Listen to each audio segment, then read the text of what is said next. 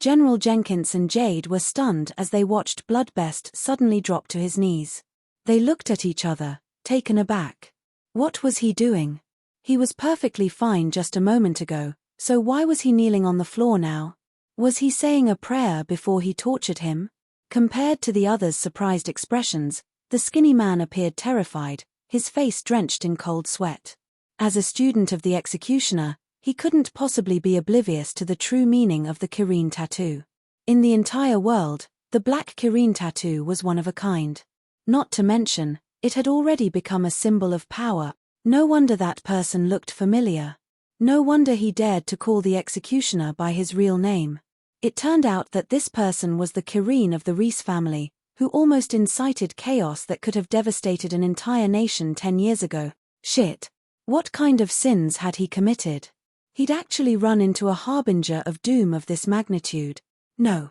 While the shitstorm hadn't hit, he had to escape as soon as possible.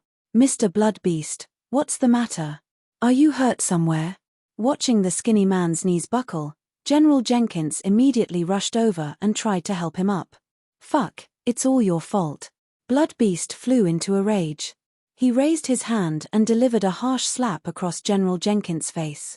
General Jenkins staggered backward, nearly losing his balance. Mr. Bloodbeast, why? Why did you hit me? He cupped his stinging face, unable to process what had just happened. Why did I hit you?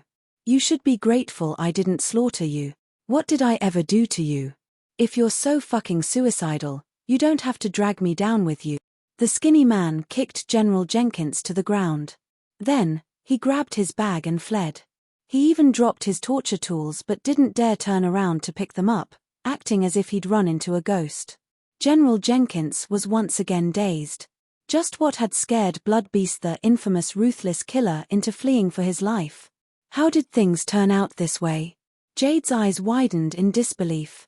She had initially thought that Bloodbeast could help her get her revenge. In the end, even before he'd used his torture tools, he'd run away for some reason. What was going on? Punk, what the hell did you do? How did you manage to make Bloodbeast spare you?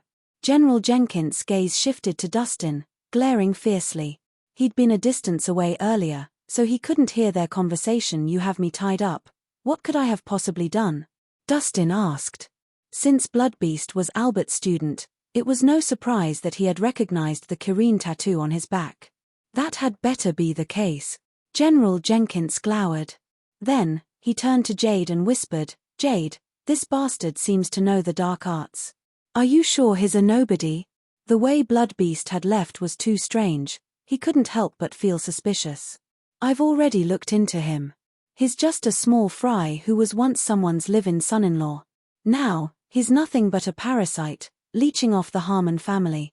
We don't need to be afraid of him, Jade said with certainty. With the Grant family's influence, looking into Dustin had been a piece of cake. Hence, she was very sure that Dustin didn't come from a powerful background.